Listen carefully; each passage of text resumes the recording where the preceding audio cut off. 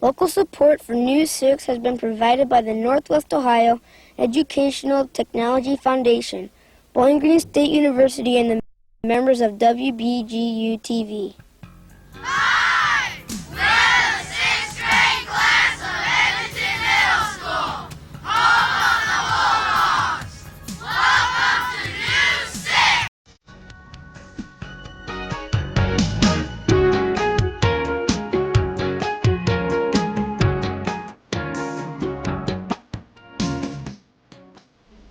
Hi, I'm Jason Leppelmeyer from Edgerton Middle School. Welcome to News 6. With today's first story, here's Aaron Bowers. Today's first story takes us to visit the Edgerton Earth to look at the paper before it's published. Here is what News 6 found out.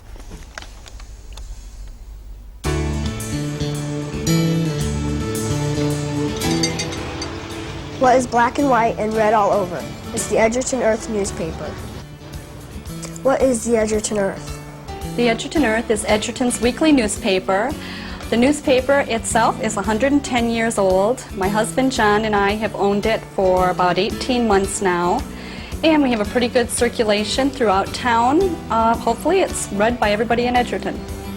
What special features does this newspaper have? We have a special column for, well, I guess for women on recipes and household hints. We have a sports column. We have an awful lot of sports stories. And we have a woman who writes feature stories about interesting events or interesting people in town. How do you put the paper together? We collect the news throughout the week. The news is written up into stories, and each story is set into type. And the type comes in columns. It's set in columns.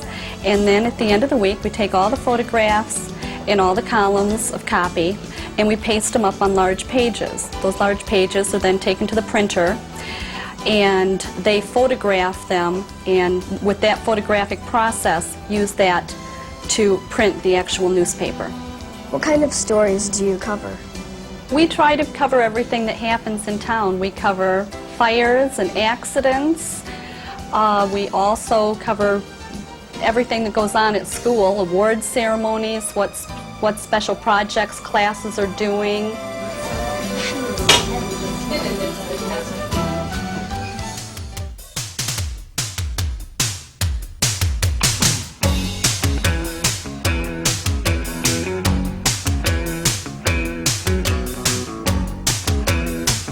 Today's News 6 is produced by the 6th grade class of Edgerton Middle School. Edgerton is located about 26 miles northwest of Defiance. It was founded in 1865 and has a population of about 2,000. Our next story will take you into the world of baseball, where all the memories of the past and the present stay with baseball card collector David Sessler. John Sessler has the story.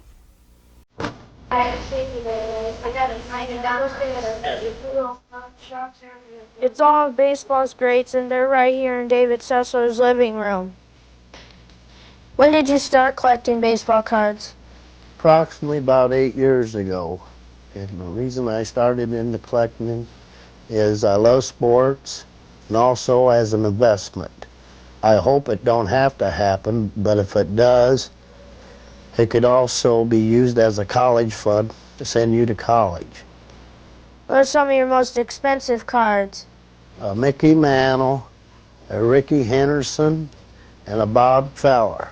Most is valuable to me is my Cleveland Indian book, and them are players back in the 1950s. What are your most unusual cards? My most unusual cards, I have an uncut sheet come from the factory. It's a sheet that hasn't been cut in individual cards. And also a Bo Jackson card. It's black and white, showing him lifting weights with shoulder pads. What are the differences in cards from the past to the present? Back in the past, a lot of your cards were black and white. Today, most of your cards are all colorful cards. A lot of them color. Once you break that seal. The nation is on the move, so this week's Kids View question asked the 6th graders where they would like to move to. Here's what we found out.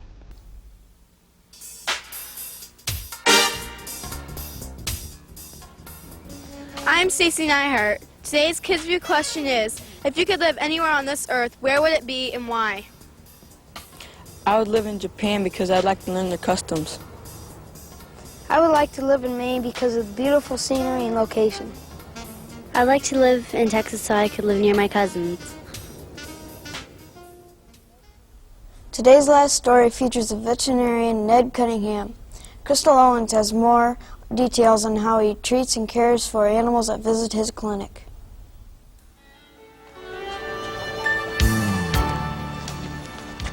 Some creatures, great and small, may someday need Buckeye Veterinary Hospital. How do you become a veterinarian? Well, the first steps in becoming a veterinarian is college preparatory classes in your high school curriculum. After entering college, the first 2 or 3 years are spent in pre-veterinary studies. Once you entered into veterinary college, the first 2 years are primarily classroom studies, and the last 2 years are clinical studies. What types of animals do you treat? We make farm calls and go out and treat cattle and sheep, swine, and also have small animals like dogs and cats brought into our office.